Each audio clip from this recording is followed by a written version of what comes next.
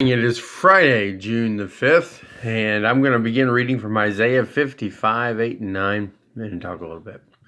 For my thoughts are not your thoughts, nor are your ways my ways, declares the Lord. For as the heavens are higher than the earth, so are my ways higher than your ways, and my thoughts than your thoughts. What I like about this and what it always brings to the forefront is that the way we think is not on God's level. What we think is success, what we think is coming out ahead, what we think we ought to be doing in our own life is not necessarily the same thing God thinks. You know, we always strive for success in our life, whether it be success in schooling, success in what we do as our occupation, success in our hobbies, coming out on top in whatever we do, whether it be our competitive nature or just the fact that by and large we want to be good at whatever it is that we choose to do. But here's the thing.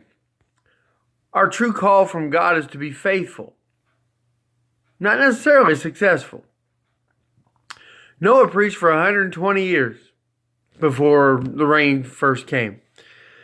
People probably thought he was crazy as he was preaching and building this giant boat-looking thing out in the middle of nowhere. And yet he preached to preach to preach. Did he preach because he knew God was going to send more people besides him and his family? I don't know. I mean, God said, I'm going to save you and your family from this generation. But could there have been others? Yes, there could have been others if they would have responded to the message that Noah was preaching. And he preached for 120 years. Now, as a preacher, first of all, I'm never going to live that long, but I can't imagine preaching 120 years and having not a single person respond to what I'm speaking. Now, I would look at that and say, wow, as a preacher, you never have a convert in your whole career. Wow, that's not a very successful life. And yet, we know Noah was crucial to the survival of humanity. Success and what God viewed for Noah was not what we would look at as success for Noah in that one part of his life. We have to understand that there's going to be times when what we want to succeed at, we will not succeed at. We will fail. We will fall short. We will come up short of our own expectations or others' expectations.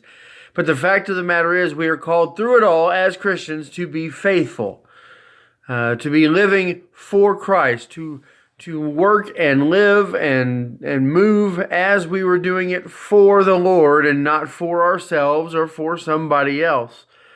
I've heard stories and stories of kids who grow up playing sports. And once they become adults and they play basketball, they play basketball constantly. They play it for their whole life.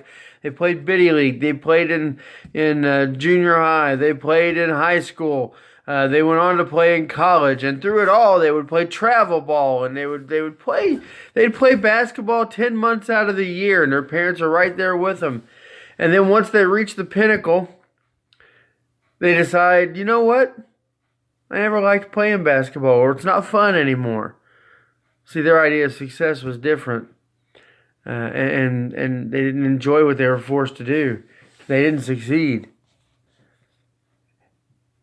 We're not called to succeed. We're called to be faithful.